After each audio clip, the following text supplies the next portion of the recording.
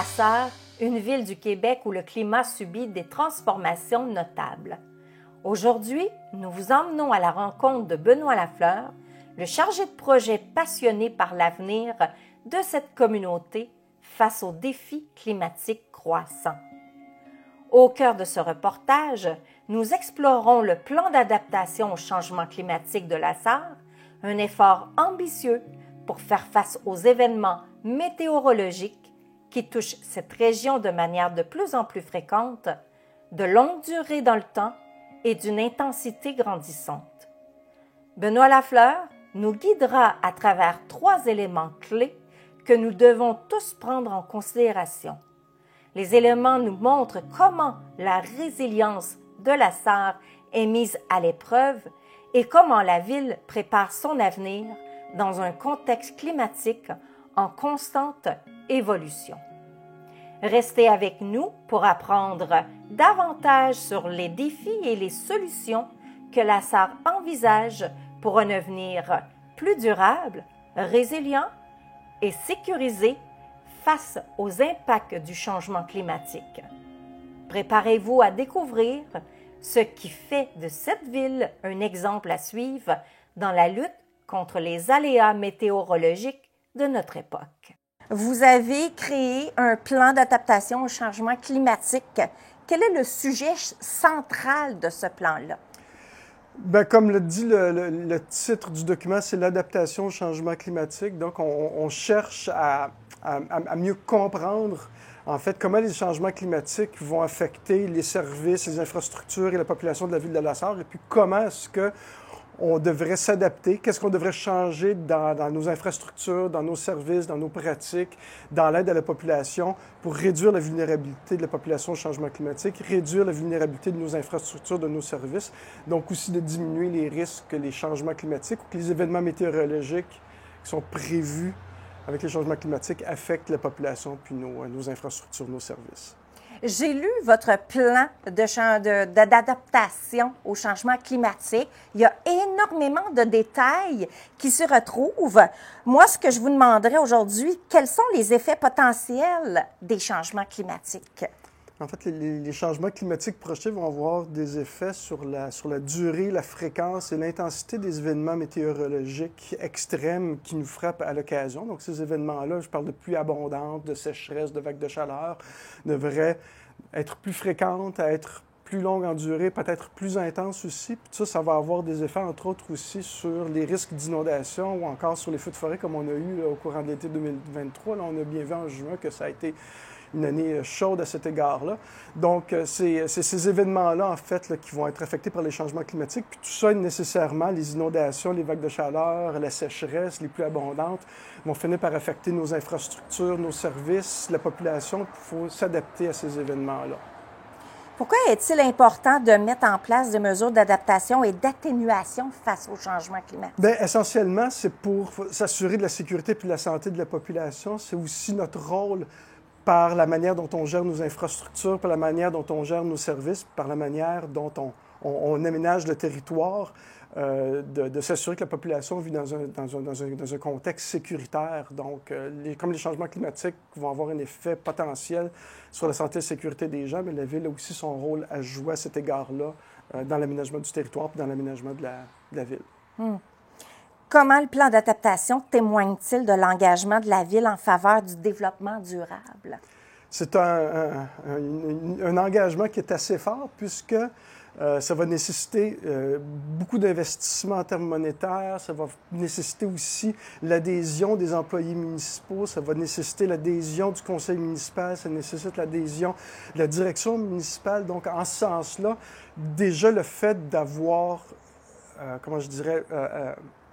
eu la volonté de pondre un plan d'adaptation au changement climatique, c'est un engagement fort dans le développement durable. Puis le fait qu'il a été adopté par le Conseil récemment et puis que déjà on a mis en place des actions de ce plan-là, c'est un engagement fort de la Ville à l'égard des changements climatiques puis éventuellement du développement durable. Je crois que la Ville de la Sarre est une des premières à avoir fait cette adaptation-là, ou du moins avoir fait un plan d'adaptation? Bien, du moins, en Abitibi, c'est la première, à ma connaissance, première ville qui a adopté un plan d'adaptation au changement climatique. Il y a peut-être d'autres villes abitibiennes puis témiscaminennes qui travaillent sur un plan d'adaptation au changement climatique. On est la première à en avoir adopté un. Sinon, au Québec, il y a d'autres villes. Les grandes villes ont déjà leur plan d'adaptation, des fois depuis plus de 10 ans. Montréal, Québec, Sherbrooke, Victoriaville, Drummondville, Trois-Rivières ont déjà leur plan d'adaptation au changement climatique. Mais en Abitibi, on est la toute première, effectivement. Vous avez plusieurs pages dans ce plan-là. J'imagine que ça ne s'est pas fait du jour au lendemain. Donc, ça fait des mois ou des années que vous travaillez là-dessus? On a travaillé pendant 16 mois, là, du moment où on m'a octroyé le contrat pour rédiger le plan, puis son adoption par le conseil municipal, c'est 16 mois de travail, au courant desquels bien, il a fallu chercher de l'information, analyser de l'information, cartographier l'information, consulter des gens. Une consultation publique aussi qui nous a permis de raffiner nos impressions ou les propositions qu'on faisait d'adaptation au changement climatique. Ouais, c'est 16 mois de travail au total là, pour en arriver là. Pourquoi un plan d'adaptation? Mais comme je le disais tout à l'heure, c'est une question de santé et sécurité de la population. Ça fait partie de notre rôle aussi de s'assurer que la population soit dans des conditions sécuritaires pour assurer leur sécurité et leur santé. La Ville a un rôle à jouer par la manière dont elle gère ses infrastructures, par la manière dont elle gère certains services. Je pense entre autres aux services d'intervention d'urgence, les incendies, la sécurité civile. Donc, il est nécessaire, strictement du point de vue de la santé et de la sécurité des gens, de s'adapter au changement climatique. Croyez-vous que la ville de La Sarre est vraiment vulnérable à ces changements climatiques pour dire on adopte rapidement un plan comme ça? Toutes les villes du monde sont vulnérables, tous les individus sont vulnérables au changement climatique à divers degrés. Nous, notre rôle, ça a été de voir à l'égard, par exemple, des vagues de chaleur. Est-ce qu'on est vulnérable ou pas? À l'égard des sécheresses, est-ce qu'on est vulnérable ou pas? Si on est vulnérable, quel est le degré de vulnérabilité par rapport à ces événements-là, où est-ce qu'on se trouve? Est-ce qu'on est très, très, très vulnérable ou au contraire, on est peu vulnérable? Donc, au regard d'un paquet d'événements climatiques possibles qui sont déjà arrivés à la Sarre, puis qui vont potentiellement arriver de manière, je me répète, mais de manière plus fréquente, plus longue dans le temps et puis plus intense. Quel est le degré de vulnérabilité qu'on a face à ces événements-là? Je me répète, mais les vagues de chaleur, les sécheresses, les inondations, les pluies abondantes, les tempêtes de vent, éventuellement peut-être les tornades, les feux de forêt. Donc, est-ce qu'on est vulnérable à ça? Puis, quel est notre degré de vulnérabilité face à ces événements-là? Puis, effectivement, là, ensuite, une fois qu'on a établi ce degré de vulnérabilité-là, là, on est en mesure de proposer des actions. Si on me demande à quoi est-ce qu'on est particulièrement vulnérable à la Sarre, je répondrai à trois choses. Les vagues de chaleur. On est une ville qui est relativement minéralisée par rapport à d'autres villes du Québec, c'est-à-dire qu'il y a beaucoup d'asphalte, il y a beaucoup de surfaces imperméables qui reflètent la chaleur. Qui font en sorte qu'on a des secteurs de la ville où on a des îlots de chaleur relativement intenses parce qu'on a beaucoup de surfaces minéralisées. L'autre chose à laquelle on est particulièrement vulnérable, c'est peut-être les inondations, dans la mesure où on est sur un territoire qui est plat, les sols sont argileux, sont relativement peu perméables, ou en tout cas la perméabilité des sols est relativement lente au coup d'eau. Et puis, comme les changements climatiques suggèrent qu'on devrait avoir davantage de précipitations durant l'hiver et durant le printemps, bien, 1 plus 1 font 2, donc on devrait être plus vulnérable peut-être aussi à des inondations. Puis l'autre chose, c'est la sécheresse. Même si ça peut paraître particulier de dire qu'on va avoir plus de précipitations, puis en même temps parler de sécheresse. Là. Durant l'été, on devrait être sous des coups de sécheresse plus fréquentes.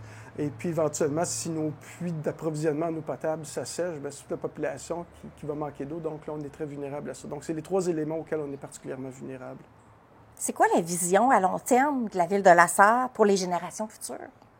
Mais au regard des changements climatiques, là, c'est de s'assurer que la santé et la sécurité de la population ne soient pas compromises par les changements climatiques, par les événements météorologiques qui sont pressentis là, avec les changements climatiques. C'est vraiment ça. La population est vieillissante ici à La Sarre. Les gens âgés ont souvent plus de problèmes de santé que les gens plus jeunes. C'est des gens aussi, des fois, qui ont des problèmes de mobilité. Donc, il faut s'assurer que cette population-là soit en santé et en sécurité. Est-ce que le rapport mentionne des solutions pour atténuer les effets de réchauffement climatique causés par les activités humaines? C'est-à-dire que ce n'est pas un plan de lutte au changement climatique. La lutte au changement climatique et l'adaptation au changement climatique, c'est pas la même chose. La lutte, c'est vraiment comment je dirais, les actions qu'on va prendre pour diminuer les émissions de gaz à effet de serre. On n'en est pas là encore à la Ville de la Sarre, même si on réfléchit, on est vraiment dans un contexte d'adaptation, ce qui fait que on se dit les changements climatiques vont survenir, qu'est-ce qu'on peut faire, non pas pour les atténuer, mais pour atténuer les risques ou les vulnérabilités auxquelles on va faire face avec les changements Donc, on climatiques. est dans la prise de questions en ce moment.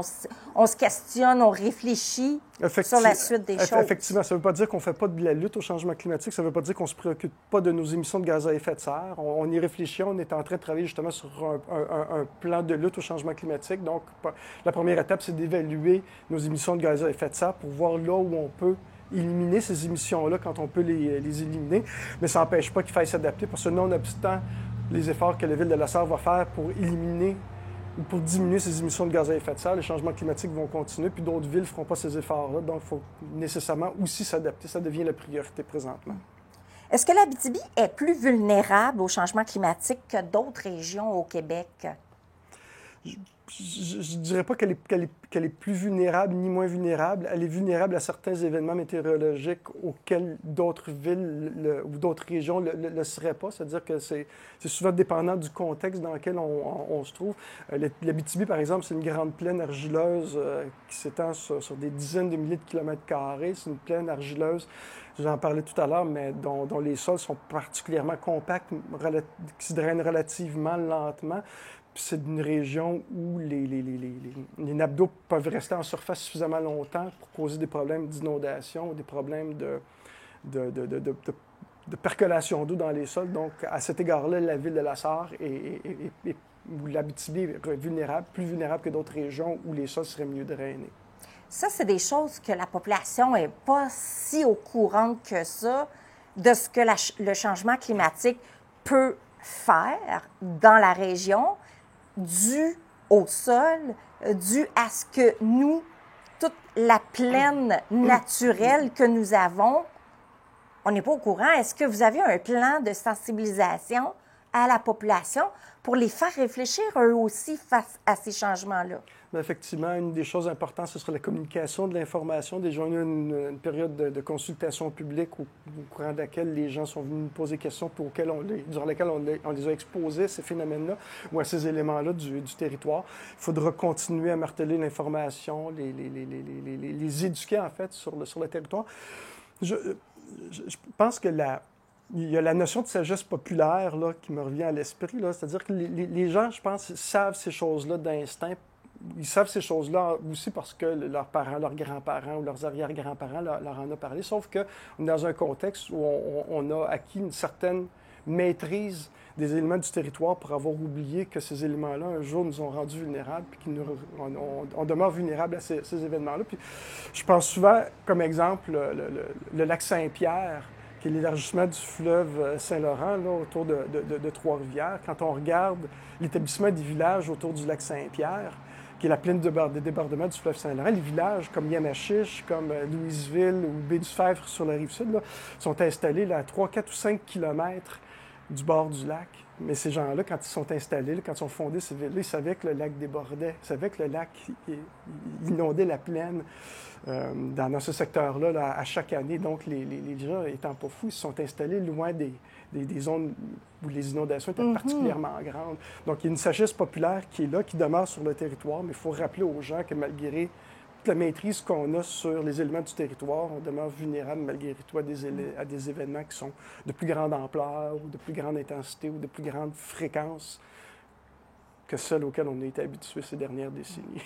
Parce que, notamment, la population, celle qui achète des maisons, souvent, elle veut se retrouver autour d'un lac, autour d'un plan d'eau, parce que c'est frais, c'est beau, on veut se baigner, on va faire des activités nautiques. Donc là, c'est peut-être un pensez-y bien là, à l'avenir. Il faut réfléchir à la question, à savoir, quand on s'achète un immeuble ou une maison, où on s'installe? Bien, où on s'installe, puis s'il y a déjà un bâtiment qui est installé sur place, comment est-ce qu'on peut faire pour diminuer la vulnérabilité d'un bâtiment qui serait situé en bordure de cours d'eau si les inondations sont pour devenir de plus en plus fréquentes, de plus en plus intenses, de plus en plus de longue durée dans le temps.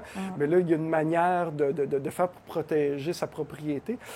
Entre autres, la première chose à faire, c'est d'explorer la bande riveraine de son terrain, c'est-à-dire qu'une bande riveraine qui serait complètement dénuée de végétation est particulièrement vulnérable à des événements d'inondation, alors que si on prend la peine de végétaliser cette bande d'eau, de maintenir la végétation qui serait déjà en place, on va diminuer le problème d'érosion, puis les problèmes d'absorption de l'eau, et ainsi de suite. Donc, on va diminuer notre vulnérabilité, là. Donc, une manière, oui, effectivement, d'aménager le territoire, puis souvent basée sur des solutions naturelles. La nature, c'est bien faire les choses. C'est ça. Mais il faut quand même réfléchir, il faut avoir cette réflexion-là ou aller chercher les experts nécessaires qui pourraient nous indiquer comment se placer, où se placer ou quoi faire pour contrer au changement climatique à l'endroit où on veut s'installer. Absolument. Il y a des gens qui savent quoi faire, qui savent comment faire pour diminuer notre vulnérabilité à différents éléments liés au changement climatique, aux événements météorologiques qui vont devenir, je me répète, mais plus fréquentes, plus durables et puis plus intenses, éventuellement. Donc, il faut écouter ces gens-là, puis il faut accepter de poser les gestes qu'on devra poser, même si dans certains cas, ça va à l'encontre de ce qu'on désire ou ça va coûter cher par moment, mais il faudra le faire. Quelles sont les projections climatiques que vous avez mis en place justement dans le plan d'adaptation?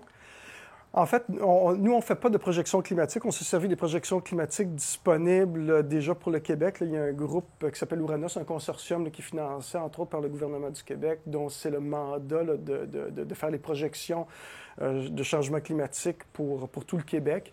Il y a des projections régionales, il y a des projections très régionalisées, il y a des informations disponibles pour la région de la Sarre. Donc, nous, on s'est servi des informations disponibles par la région de la Sarre. Là. Donc, les projections produites par Ouranos pour jusqu'en 2100 ou à peu près. Là.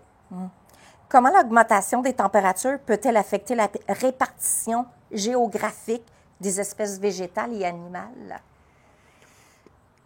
Oui, avec la fin de la dernière glaciation, les espèces animales puis végétales qui s'étaient réfugiées plus au sud, c'est-à-dire dans les endroits qui étaient libres de glaciers, se sont mises à remonter vers le nord, donc à se déplacer là, vers des conditions climatiques ou des conditions d'habitat qui étaient celles qui étaient le plus propices pour eux. Puis ce mouvement-là se poursuit encore aujourd'hui de manière tout à fait naturelle, sauf qu'avec les changements climatiques, il y a potentiellement une accélération de ce mouvement-là vers le nord, donc des espèces animales puis végétales qui seraient naturellement demeurées plus au sud plus longtemps vont nous parvenir ici. C'est ici qu'ils rencontrent les meilleures conditions, puis ça cause des problèmes dans certains cas, dans la mesure où on voit apparaître, où on va potentiellement voir apparaître des maladies ou des espèces d'insectes, des espèces animales ou même végétales là, qui pourraient poser des problèmes donc, auxquels on devra aussi s'adapter, pour lesquels on devra aussi développer des solutions